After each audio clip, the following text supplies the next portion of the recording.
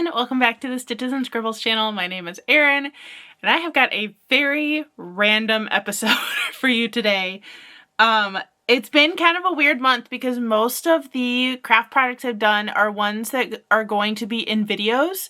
So some of them I'm not going to show here, but that means I don't have a lot of finished objects, but I do have some stuff I bought and I do have some ideas of things that I want to do in the coming months.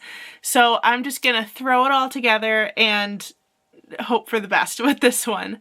But it has been a super busy crafting month. As many of you guys know from last year, I do the Renaissance Fair, so I've been busy crafting pieces to go with my costumes, but since both of those costumes will have their own dedicated vlogs, I'm not going to show any of those pieces here in the podcast today.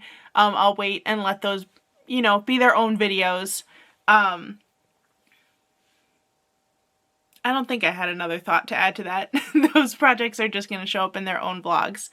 I've also been working on my Taylor Swift sock series, so I have a finished pair of Taylor Swift socks that I'll give you a little sneak peek of, but not talk too much about them because, again, they will have their own video coming up. I've been getting a little bit back into working on Christmas projects and presents.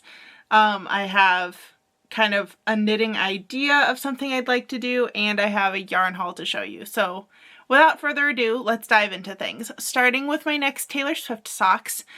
Those will be coming out this month. I'll actually, if all goes according to plan, I'll have 2 pairs of Taylor Swift socks this month because there are 5 Saturdays in August instead of 4. Actually, I just kind of backtracked and did the math. Maybe you've already seen these socks by the time this podcast comes out. Let me look at my calendar. Oh yeah, so I can totally show you these socks because the video has already come out. But I finished my 1989 socks just this morning, actually, at the time that I'm filming this. And you will also be getting another pair of socks for the Taylor Swift sock series at the end of the month. But these are the Wildest Dreams 1989 socks. This was definitely a more like vibes based yarn. Like there's nothing specifically in the lyrics to Wildest Dreams that made me pick this colorway other than it's just a very like fantastical, high and lofty, like very like fantasy feeling song, at least to me. I think that's partially because it got used in a lot of fantasy edits on TikTok, as well as Bridgerton ones, and this colorway is also definitely giving Bridgerton. So those are now done, and you can check out the vlog on my channel because it will have been the video previous to this one when this video comes out. Doing this whole YouTube time warp thing has been very bizarre the last couple months of doing some videos that are like drastically pre-filmed and then not remembering what has already come out by the time I do podcasts and stuff like that. But these are the 1989 socks. I did kind of realize something funny. When I picked yarns, I did not pick all of the yarns at the same time. And this is the scrap ball for the 1989 socks. I had this in my stash already. I had purchased it a long time ago, not really knowing what I wanted it for, but I realized it looks really similar to my Lover sock scrap ball. The only difference is that the Lover socks have a lot more yellow and pink in them, and the 1989 ones are a deeper purple and blue, and they have green in them. But those are really similar looking scrap balls, which is kind of funny. My only other finished object to show you today is another pair of socks, and if you're someone I exchange gifts with, skip ahead by a couple minutes, because these are a Christmas pair of socks for somebody. But this is a pair of socks I made with yarn I got, I don't have the label anymore, unfortunately, but I know that I got it in St. Louis during my Small Business Saturday haul in 2023. So you can go back to my 2023 Vlogmas and look for that video if you want the specific yarn for it. But I know I got it from Seven Sisters Yarn and Fiber in St. Louis. It's this beautiful soft gray with pops of turquoise and a couple shades of green and like a plummy burgundy purple. And It's a really, really soft yarn. I really love this one. But those are going to be gifted for Christmas. I made such a big deal about starting my Christmas presents super early and then like didn't actually have time to work on them for the last several months. I mean, a lot of that was because I was working full-time for the first time in a while and trying to balance YouTube and working full-time, and I like found out I was getting hired for a full-time job, so then I was scrambling to like film a bunch of videos over the summer so that I won't have to film as much during the school year. So it's been just like kind of a crazy year so far in terms of crafting and just like massive schedule changes. It's been a little hard to figure out like a routine, but I think I've got it now. Another thing that I've talked about on the podcast before is that I go to a craft club once a month at my local library, and it's a bring whatever you want to work on type of craft club, but we happen to be mostly knitters and crocheters.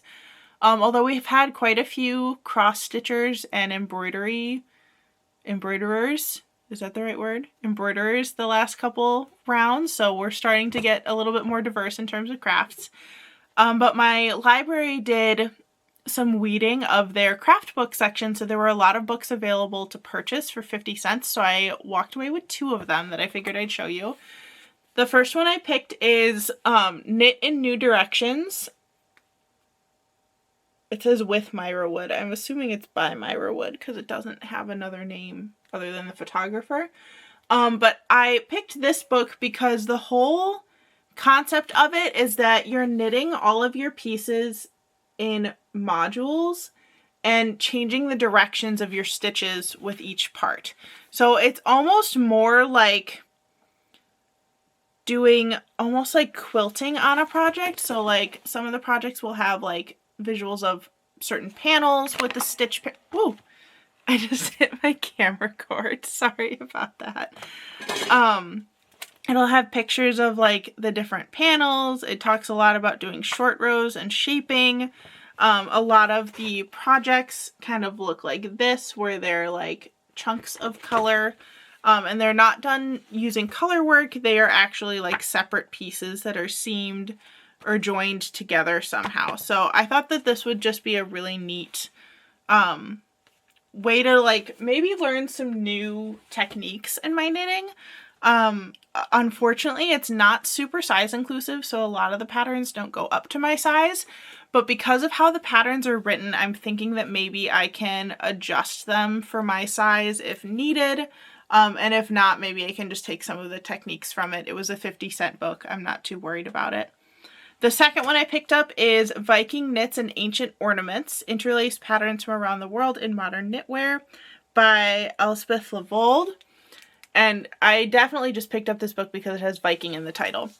But a lot of the pieces in here are really beautiful, like heirloom quality pieces. And she also shows a lot of research into the kind of stylistic designs present in Viking art and how she translates them to cable patterns.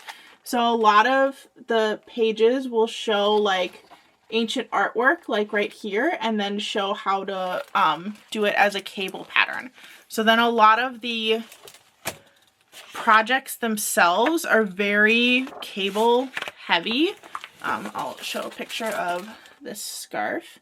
But you can see those cable patterns show up in the designs. So I'm really excited to try some of these, although I don't think it's something I'll get to anytime soon. But there's specifically a couple sweaters in there that really remind me of like armor or chest plates that I think would be really cool for a winter or early spring Renaissance fair. I did go to a spring Renaissance fair this year and it was super cold, so I think it could still work for that. But that might be something I do in the future to add some winter pieces to my Ren Fair costumes so that if there's a cold weather event, I have some options in that department. But also just who doesn't want a sweater that looks like Viking armor in their everyday wardrobe? That's too fun. I can't not do that. So I'm excited about both of those books. As far as ongoing projects, I'm actually just kind of between a lot of things right now with those 2 finished pairs of socks. I haven't worked on my rainbow sweater or my star blanket at all this month, so I'm not even going to bother digging those out because I haven't worked on them. They look the same as last time. I did continue working on, or not continue, I started another pair of gift socks that I'll be giving to a family member.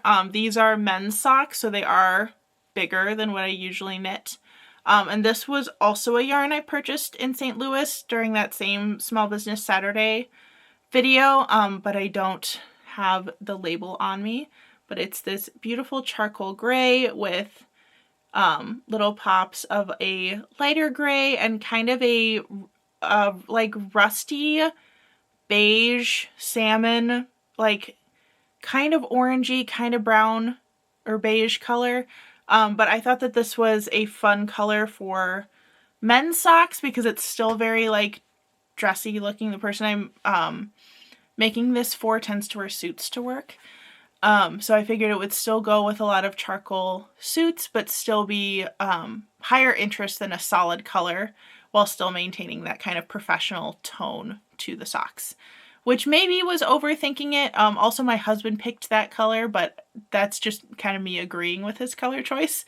But I'm excited to continue working on those. I haven't made a pair of men's socks yet. This will be my first pair.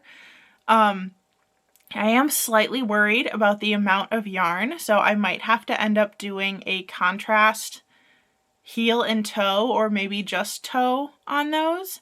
But I'll see how much yarn I have left when I finish the leg to the height that I want, and then decide from there if I need to do contrast colors. The other 2 things I wanted to show you, one is kind of just like a concept that I've been thinking about for a while, but I'm starting to accumulate a lot of scrap sock yarns.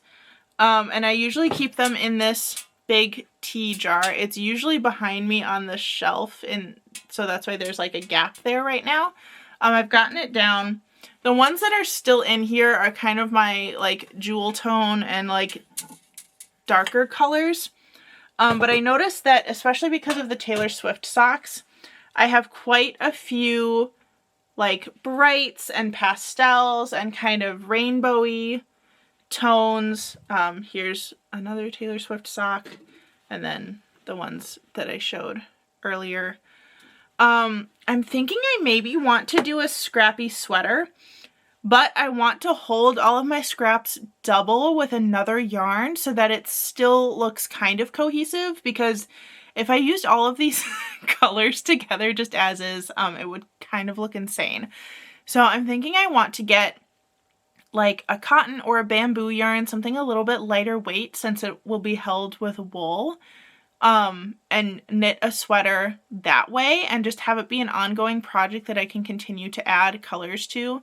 That's kind of why I pulled out all of my like brights and pastels, because I'll probably do one like brights and pastels sweater and one like darker, moodier colors sweater.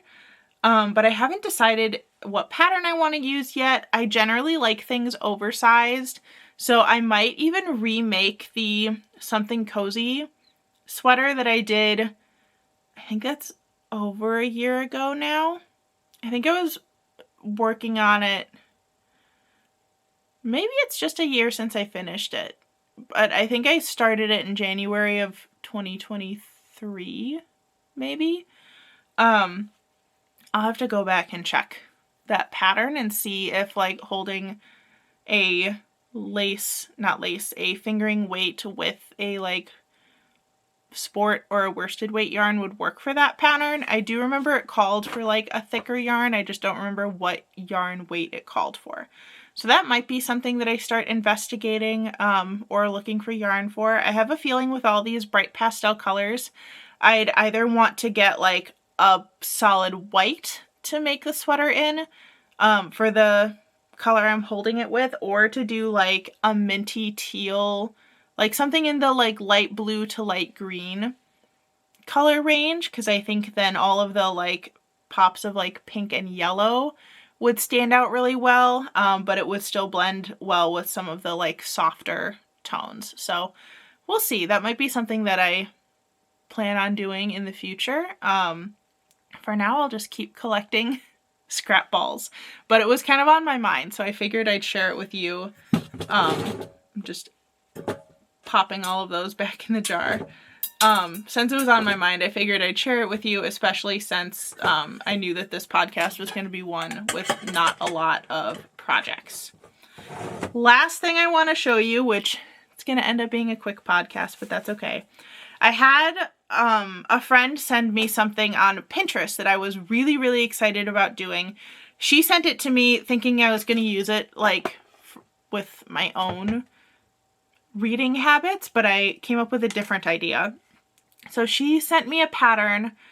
I don't remember who it was by, but the gist of it was that it's an amigurumi snake.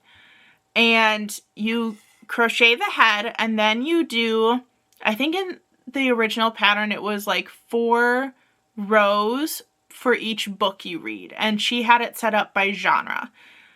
However, I saw that idea and said, oh, but how cool would it be to do with my students since I'm going to be a school librarian this year? And I decided instead of 4 rows per book, because that was kind of done with the idea that most adults read like 20-ish books a year. What if I do 1 row for every picture book that I read with the little kids? So I purchased yarn for it. I'm really excited about this. I think it's going to be a really cute project, and I'm going to be showing the kids as I do it. I'm also thinking that this project is going to be something that I do mostly short form content for. So it might appear on YouTube Shorts. It might stay just on my TikTok. I haven't decided yet. But the idea is to do kind of weekly updates, talk about the picture books that I read with students, just as a way of like having another thing on my channel that is both reading and crafting based. But for my project, first of all, I've decided that we're going to call her Paige the Python. And Paige the Python is going to have a lot of like soft colors to her. So this is the first color I picked, and I knew I wanted this to be the color of her head. It's probably also going to be one of the stripe colors based on the genres or categories we pick. I figure with littles we won't do traditional genres because like how many science fiction picture books do you find? But we might do like animals or stories about families or rhyming books and keep it a little bit more catered towards picture books. And I'll let the kids kind of decide what category they think each book is in. But then I also got this kind of gold orangey color. I have a feeling this is going to be our animal books color. I got a nice bright yellow. Oh, I should be doing the color names for these. So all of these are the Basic Stitch Anti-Pilling from Lion Brand. This light green is the color Sage. This brown gold is called Gold Heather. The bright yellow is called Mustard.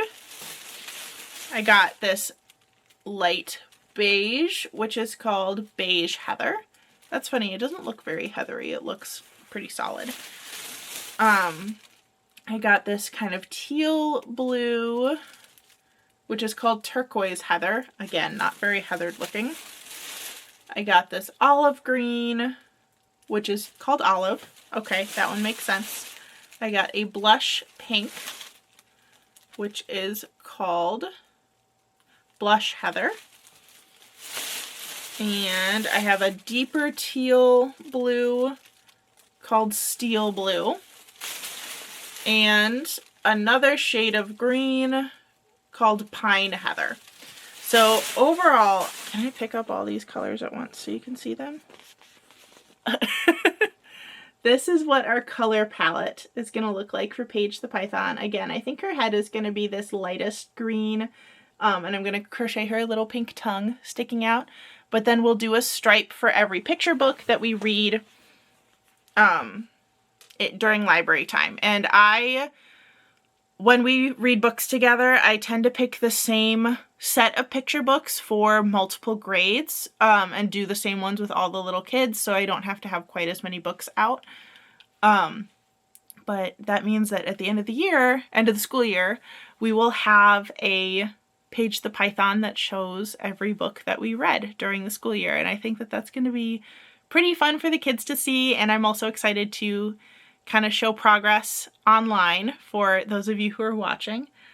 And yeah, I'm just really excited to start the school year. It feels very weird. As some of you know, if you've been like watching my channel since almost the beginning, the first year of my channel, I didn't show my face because I was still teaching at my old job.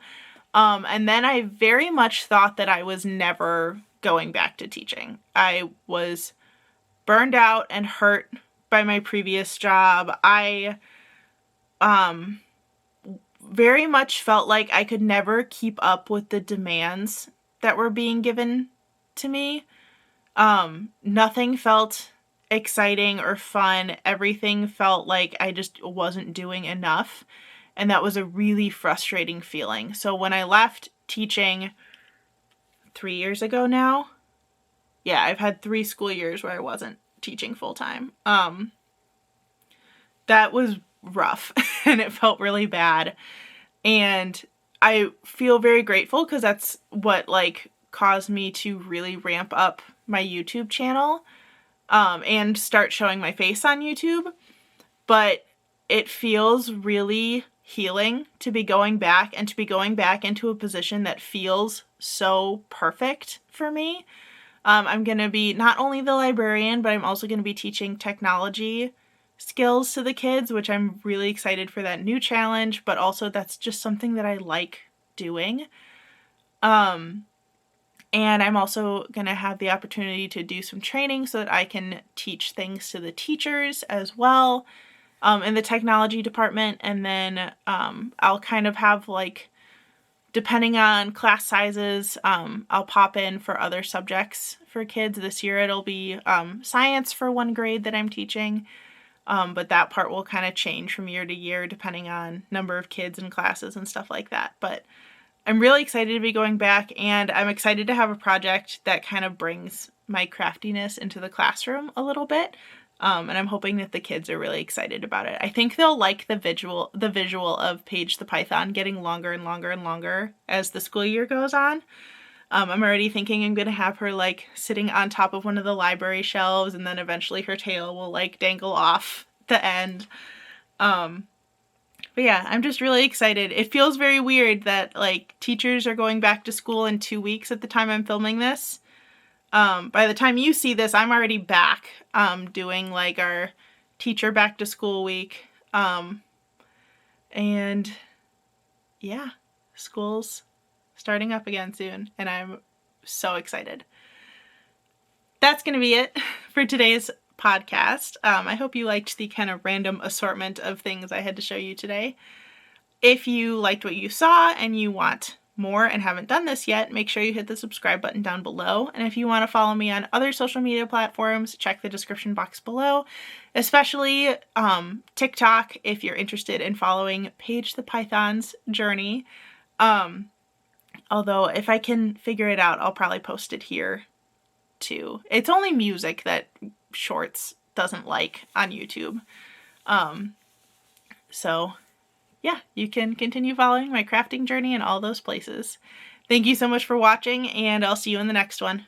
Bye, everyone.